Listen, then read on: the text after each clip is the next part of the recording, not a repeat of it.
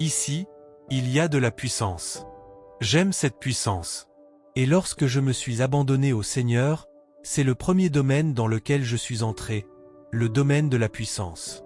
Dans mon esprit, je me suis dit non, je dois manifester la puissance. Un jour, j'étais à Benin City. J'ai vu des gens rassemblés. Je revenais d'une évangélisation avec 2 frères. Les gens étaient regroupés dans un endroit appelé Rockwater Hall, à Bénin, près de Ring Road. Quand je suis arrivé, ils étaient tous là. Un homme s'est levé. Il disait « Oh, one try, oh, one try ». Qu'est-ce que c'était? C'était un magicien. Il a sorti un couteau, une dague bien aiguisée. Il a levé son corps et a dit qu'on devait le couper. On le coupait, mais c'était comme si cela n'entrait pas. Il utilisait sa main, il touchait quelque chose, il touchait son corps, et quand on coupait, rien ne pénétrait. Quiconque voulait le toucher, il utilisait sa main, il frottait quelque chose, encore et encore sur son corps, et ensuite on coupait, mais rien ne pénétrait. Devant mes yeux, il a levé la main, et il le coupait, mais c'était comme si rien n'entrait. J'ai dit à mon frère chrétien, « Je veux couper ». Il m'a répondu, « Hein? Nous sommes venus pour l'évangélisation, allons-y ». J'ai dit, « Je veux couper ». Il a dit, « Ils vont te blesser ». J'ai dit, « 5 ». J'ai dit, « Je paie pour moi, je paierai aussi pour toi. Je veux couper ». Il a dit, « Quoi ?» Et je me suis approché. Ils ont dit, « Tu veux ?» J'ai dit, « Je veux payer ». Ils ont dit, « Pose ton argent ». J'ai posé mon argent. Il m'a regardé et a dit, « Tu veux couper ?» J'ai répondu, « Oui ». Il m'a donné le couteau et il a frotté quelque chose sur lui-même. J'ai levé le couteau. J'ai dit, « Le sang ?» Je n'avais même pas fini de dire « le sang », et le sang était partout. Alors que les gens disaient d'attendre, j'ai dit, « J'ai quelqu'un que, si tu le coupes, tu ne peux pas entrer. Laissez-moi vous parler de lui. » Et ils se sont rapprochés. J'ai ouvert ma Bible et j'ai commencé à annoncer la parole de Dieu. Lorsque j'ai annoncé, j'ai dit, « Arrêtez. Levez vos mains. » Alors que je commençais à prier, tout s'est dispersé. La puissance de Dieu est tombée sur le lieu. Le garçon qui le suivait, la puissance l'a frappé. Il s'est mis à rouler par terre. Tout s'est dispersé. Les gens sont venus et regardaient, comme un spectacle. Quelqu'un crie, « Puissance. Tu vas te coucher, on t'opprime parce que tu manques de puissance. Tu te réveilles et il y a des marques sur ton corps, tu manques de puissance. » Cette chose ne concerne pas celui qui a des arguments. L'homme qui a des preuves n'est pas à la merci de celui qui n'a que des arguments. L'homme qui a des preuves n'est pas à la merci de celui qui n'a que des arguments. Tu peux, par exemple, parler de quelque chose comme l'argent miraculeux. Maintenant, tu ne peux pas nous dire que cet argent miraculeux n'est pas réel. Non, tu ne peux pas nous le dire, parce que nous ne discutons pas, nous avons des preuves. L'homme qui a des preuves n'est pas à la merci de celui qui n'a que des arguments. Toi, tu parles seulement, tu parles. De nos jours, tu vas dans les églises, on parle, pas de puissance. On parle, on parle, on parle. Les chrétiens parlent, sans puissance. Un pasteur sans puissance est un enseignant sans connaissance. Il donne des points de cours, 1, 2, mais sans puissance. Aujourd'hui, il y a de jeunes chrétiens, beaucoup d'entre vous pensent que vous devez monter en chair pour manifester. Même dans le monde bancaire, tu peux entrer dans ce domaine et devenir le favori même des clients. Les gens commencent à venir vers toi pour te bénir. Il y a un banquier à FM à qui un client a offert une voiture. « J'aime quand tu me sers », ils lui ont donné cela. Voilà ce qu'est la puissance. La puissance, c'est la capacité, l'aptitude, le dynamisme, la sagacité, la témérité. Dans cette écriture, Pierre, apôtre, a défini cela, et grâce à Dieu, c'est lui qui parlait. Pierre était une autorité dans l'Église. Il a dit, « La définition de cette chose que je vous présente, monsieur, c'est comment Dieu a oint Jésus. Je le connais, j'ai marché avec lui. Il est allé avec le Saint-Esprit et avec puissance, comme il est écrit dans Actes des Apôtres 10 verset 38. Prépare-toi, parce que le Saint-Esprit et la puissance viennent sur toi. Je t'entends. Je dis que cela vient sur toi. La puissance. Peux-tu imaginer Jésus couché à l'hôpital, admis, et Pierre allant lui acheter de la bouillie? Compression démoniaque, absence de puissance. La pauvreté, c'est l'absence de puissance. Quand cette puissance vient, elle apporte la richesse. Un jour, Jésus a dit, « Quand achèterons-nous du pain ? Non pas, quand emprunterons-nous du pain, mais quand achèterons-nous du pain ?» L'argent est disponible, c'est la marchandise que nous cherchons. Quand achèterons-nous du pain? Non pas quand mendierons-nous de l'argent pour acheter, l'argent est là. Et vous qui pensiez qu'il était pauvre, même cette abondance que Jésus avait en son temps, comparée à ce que nous devrions avoir, Dieu a appelé cela pauvreté. J'aimerais pouvoir l'expliquer dans 2 Corinthiens 8 verset 9. Nous connaissons la grâce de notre Seigneur Jésus. Il est dit que, bien qu'il fût riche, à cause de vous il s'est fait pauvre. Jésus avait un trésorier. Aucun pauvre n'a de trésorier. Jésus avait un trésorier, et c'était Judas. Et la Bible appelle cela la pauvreté. Jésus a dit, « Quand achèterons-nous du pain ? Il y a de l'argent. Il y a de l'argent. Nous cherchons à savoir quand nous pourrons avoir de l'argent. Ils étaient 5000 hommes. Jésus a dit, « Quand achèterons-nous du pain pour ces hommes ?» Voilà un homme qui parle depuis les profondeurs de l'abondance. Toi, tu vois 5000 hommes. Tu as vu le nombre. Et tu envisages encore d'acheter. C'est parce que tu es sûr de ce qu'il y a sur ton compte. Quand achèterons-nous du pain? Quand l'archevêque est arrivé, l'une des colères que les gens avaient eues en 1986, 87, 89 jusqu'à 92, l'une des colères que les gens avaient contre tout cela, c'était « Pourquoi dirait-il que Dieu n'est pas un Dieu pauvre ?» Et moi, j'étais confus. Pourquoi aimez-vous donc la pauvreté? Voilà d'où venait la colère. C'est cette phrase qui mettait les gens en colère. Pourquoi dire que Dieu n'est pas un Dieu pauvre? Est-ce que Dieu est un Dieu pauvre? La terre appartient au Seigneur, ainsi que tout ce qu'elle contient. Pourquoi dirait-il que Dieu n'est pas un Dieu pauvre? Non, il ne devrait pas dire cela. Chaque fois que le diable veut garder un homme définitivement lié à la pauvreté, il lui fait haïr le message de la prospérité. Parce que la première clé de la richesse, c'est un changement de mentalité. Quand tu commences à penser à la possibilité de la richesse arrive. Parce que la richesse, l'argent est un ange. Il examine l'esprit, l'état d'esprit. Comprenez-vous de quoi je parle? C'est très serein et très sensible. C'est serein. Non, c'est serein. Je vous ai dit que l'argent déteste le bruit. C'est pour cela qu'on ne joue pas de musique dans la banque. L'argent est serein. Il vient doucement, comme cela. On n'en joue pas. Tu ne vas pas à la banque pour entendre de la musique, parce que l'argent n'aime pas le bruit. L'argent est très sensible. Si tu cries trop, l'argent s'en ira. L'argent examine ton esprit, calmement. Est-ce que je parle à quelqu'un ici? La possibilité. Pense possibilité. Arrête de penser à la défaite. Arrête de penser à la défaite. Asseyez-vous. Laissez-moi vous parler. Comment Dieu? L'un de nos pasteurs m'a dit, « Papa, il y a un problème. » Après un culte du dimanche, j'étais là, alors j'ai demandé, « Quel est le problème ?» Il a dit, « S'il vous plaît, je veux vous parler, papa. » J'ai dit, « Que s'est-il passé ?» Il a mentionné telle et telle chose. « Papa, le fils est revenu de l'école le jour où il est mort. » J'ai dit, « Qu'est-ce que tu veux dire ?» Il a répondu, « Pendant que je vous parle maintenant, il est mort. » Il a dit, « Oui. » J'ai dit, « Amène-le chez moi. » Il a répondu, « Quoi ?» J'ai dit, « Il est mort ?» J'ai entendu, « Amène le corps chez moi. Viens avec le corps. » Il a dit, « Papa, d'accord, je vous rappelle. » Il a rappelé. Il a dit, « J'ai dit qu'il est mort. Je veux savoir ce que nous devons faire. » J'ai répondu, « Je viens justement de te dire ce que nous devons faire.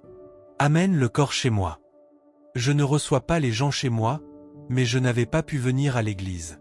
Alors j'ai dit, « Amenez le corps. » Ils sont venus et m'ont fait signe qu'il y avait des gens au portail. J'ai dit, « Ils sont venus avec l'ambulance? Ouvrez le portail, monsieur. » On disait, la personne à l'intérieur est morte. J'ai dit, ouvrez le portail. Et ils sont entrés. Ils étaient là dans la cour. Je suis sorti. J'ai ouvert l'ambulance. Je suis monté dans l'ambulance. J'ai dit, fermez la porte. Ils ont fermé la porte. J'ai dit, si ce garçon ne se lève pas, n'ouvrez pas cette porte. J'étais à l'intérieur avec ce garçon. Si ce garçon ne se lève pas, n'ouvrez pas cette porte. À moins que ce garçon ne se lève, ce garçon sortira avant que moi je sorte. Mon pasteur était là, en position. Je l'ai regardé. Pendant que je le regardais, il disait, Dieu, je t'en prie. Dieu, ne laisse pas mon père être couvert de honte. Ce n'est pas moi, c'est lui. Je sais que certains d'entre vous disent, apôtre, quel genre de risque est-ce là? Et si le garçon ne se relève pas? Moi, je vous pose la question. Et si le garçon se relève?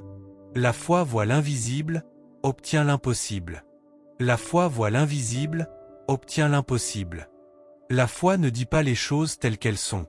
La foi dit les choses telles qu'elles devraient être, appelant à l'existence les choses qui ne sont pas comme si elles étaient. J'ai commencé à adorer le Seigneur, encore et encore. Là, il tenait la main du garçon. J'adorais, j'adorais, j'adorais, j'adorais.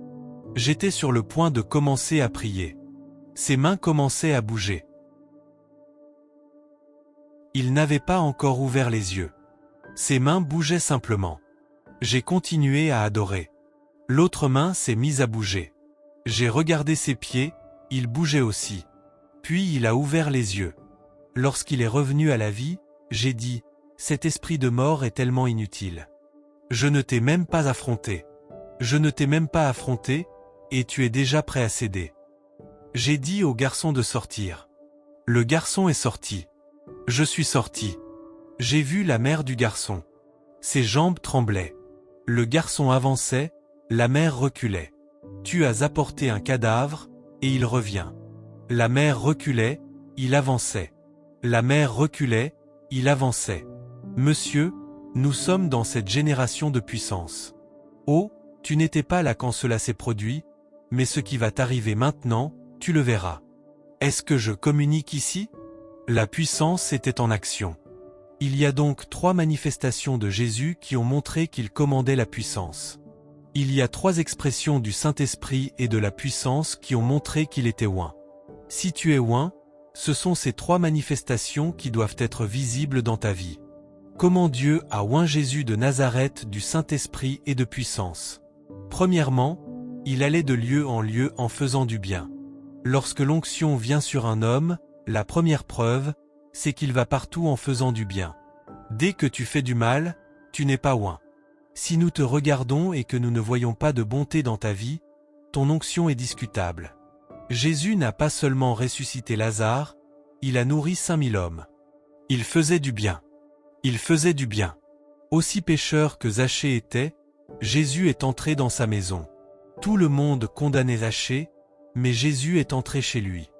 Il y a des choses que certains ne comprennent pas. Il y a des percées qui ne se manifesteront jamais dans la vie d'un homme tant qu'il n'a pas un bon cœur. L'Église aujourd'hui est polluée par des personnes méchantes. L'Église est presque devenue une sorte de société secrète de méchanceté, des églises qui se combattent entre elles. L'un de mes fils m'a rencontré pendant la semaine. Il devrait être à l'église maintenant. Il me racontait une expérience qu'il a vécue il y a quelque temps. Il allait pour un contrat. Il m'a envoyé un message. « Papa, je vais pour un contrat dans un endroit du Delta State. » Il a dit « Prononce une parole. » Et je lui ai répondu « J'ai prononcé une parole. » C'est un bon garçon. Et il me racontait cette semaine ce qui s'est passé. Il a perdu le contrat. J'ai prié, mais il l'a perdu. Pourtant j'avais dit « Le Seigneur te fera prospérer » et il l'a perdu. Je vais vous expliquer. Quand il est arrivé là-bas, il portait un t-shirt Omega. L'homme qui devait lui donner le contrat a vu ce t-shirt et a dit « Non, non, non, je n'aime pas le ministère prophétique. » C'était un chrétien engagé dans son église. Il a dit « Non, non, je n'aime pas le ministère prophétique. Pour ce contrat, tu devras fréquenter notre église ici. » Premièrement. Deuxièmement, j'apporterai la Bible et tu jureras que tu ne retourneras plus dans ton église. Écoutez bien. Attendez. C'est quelqu'un de très honnête, je l'aime bien. Il a dit, papa, honnêtement, ce n'est pas moi. Je suis quelqu'un de malin normalement. Pour cet argent, le mois habituel aurait joué le jeu, j'aurais dit pas de problème, et une fois le contrat terminé, tu ne me reverrais plus. Mais il a dit qu'il y avait quelque chose en lui. Il a dit non. Sa femme lui a dit, fais-le simplement. La famille de sa femme lui disait, fais-le. Mais il a répondu, je ne le ferai pas. Il a dit à cet homme, puisque vous n'aimez pas. Il lui a demandé, qu'est-ce que le ministère prophétique vous a fait? Quel mal vous a-t-il causé? Puis il a dit à l'homme, garde ton contrat. Il a dit, papa, normalement, ce n'est pas moi. Je suis quelqu'un d'intelligent. J'aurais dit pas de problème. Faisons-le, tout ce que tu veux. Mais il a refusé. Il est parti. Il a dit que quelques jours plus tard, on l'a appelé pour lui dire que celui qui avait pris le contrat travaillait sur un échafaudage et qu'il avait manqué un pas. Il est tombé. Il y avait une tige pointue qui l'a transpercé de part en part, entrant par l'avant et ressortant par l'arrière. Il a dit, papa, cela aurait pu être moi, mais j'ai défendu mon ministère. J'ai défendu ce en quoi je crois. J'ai défendu la cause à laquelle je crois. J'ai dit que je ne compromettrais pas ma foi. Est-ce que je parle à quelqu'un ici? Et je me suis posé une question. Simplement parce que tu dis à quelqu'un de ne pas aller dans son église, quelle méchanceté. Est-ce que je parle à quelqu'un ici? Comme il est écrit dans le livre de Jérémie 5 verset 26, parmi mon peuple se trouvent des méchants. Des gens méchants partout. Aucune bonté. La bonté, c'est faire le bien sans condition. La bonté, c'est l'acte de faire le bien sans condition. Tu fais le bien sans rien attendre en retour. Tu es croyant, qu'est-ce qui s'est passé? Tu viens simplement de déposer une sœur chez elle à moto, elle descend et dit, donne-moi ton numéro. Qu'est-ce que cela veut dire? Si tu ne l'avais pas transportée en voiture, qu'aurais-tu attendu d'elle? Être bon sans condition, soutenir et montrer de l'amour, être expressif sans rien attendre en retour, pas même un merci, pas même de la gratitude, tu le fais simplement. La bonté est une semence. Quand tu sèmes la bonté, tu récoltes la bonté en abondance. Est-ce que je communique ici? Dans Épître aux Éphésiens 4 verset 32, Dieu veut que nous soyons bons les uns envers les autres. C'est la volonté, le plan, le dessein de Dieu. Il est dit, soyez bons, compatissants, vous pardonnant réciproquement. Il faut de la bonté pour avoir un esprit de pardon. Les gens qui pardonnent plusieurs fois sont des gens bons, parce que les méchants ne pardonnent pas. Les méchants ne lâchent pas prise. Ils amplifient les offenses. Ils viennent dire, regarde-moi, il m'a regardé et il a dit que je suis stupide, et ils amplifient l'offense. Mais les personnes au cœur bon simplifient les choses. Cette personne est un être humain, et un être humain peut faire des erreurs. Elle simplifie l'offense, elle voit l'humanité chez les autres. Est-ce que je parle à quelqu'un maintenant? Ils ont demandé à Jésus combien de fois il fallait pardonner, et il a répondu 70 fois. La bonté. Dans Épître aux Colossiens 3 verset 12, il est dit que nous devons revêtir la bonté comme les élus de Dieu. Dieu veut que nous soyons bons. Dans deuxième Épître de Pierre 1 verset 7, il est dit que nous devons pratiquer l'affection fraternelle. Les gens ne sont pas bons. Nous vivons dans une génération où il n'y a pas de bonté, aucune bonté, aucune bonté, aucune bonté, seulement du spirituel en apparence. Quand il s'agit de relations humaines, nous ne nous soucions pas des autres. Il y a quelque chose que j'ai vu David faire, qui m'a un peu choqué, jusqu'à ce qu'il se corrige dans Psaume 51. David a vu la femme de quelqu'un, Bathsheba, et il a couché avec elle. Cela était déjà grave. Ensuite, il a fait tuer le mari. Et lorsqu'il se repentait, il a dit, « Seigneur, c'est contre toi seul que j'ai péché. » Es-tu sérieux? Contre Dieu seul? Il a tué quelqu'un, et il dit contre Dieu seul? Mais j'aime l'exemple du fils prodigue. Il dit, « Mon père, j'ai péché contre le ciel et contre toi. » Tu ne peux pas faire la paix avec Dieu si tu n'as pas fait la paix avec ceux que tu as offensés. J'ai péché contre le ciel. Après t'être agenouillé, tu viens de voler l'argent de quelqu'un, tu te mets à genoux et tu dis « Seigneur, fais-moi miséricorde ». Quand tu te relèves, rends l'argent. Après avoir volé un téléphone à l'église, tu rentres chez toi, tu pries « Seigneur, montre-moi ta miséricorde pour ce vol ». Quand tu te relèves, prends le téléphone et rends-le. Si tu as peur, dis simplement à l'huissier « Quelqu'un a pris ce téléphone et l'a laissé quelque part, alors je suis venu le rendre ». N'es-tu pas quelqu'un? N'es-tu pas quelqu'un? Quelqu'un a pris ce téléphone quelque part, alors je l'ai trouvé et j'ai pensé le rendre. Tu ne l'as pas vu? Tu le rends simplement. Tu ne peux pas continuer à utiliser un téléphone pour passer des appels alors que tu t'es repenti de l'avoir volé et que le téléphone est encore avec toi. Père, Seigneur, fais-moi miséricorde, cet iPhone je l'ai volé, pardonne-moi au nom de Jésus. Allô? Rends-le. Tout ce qui est dans ta maison maintenant et que tu sais avoir volé, rends-le.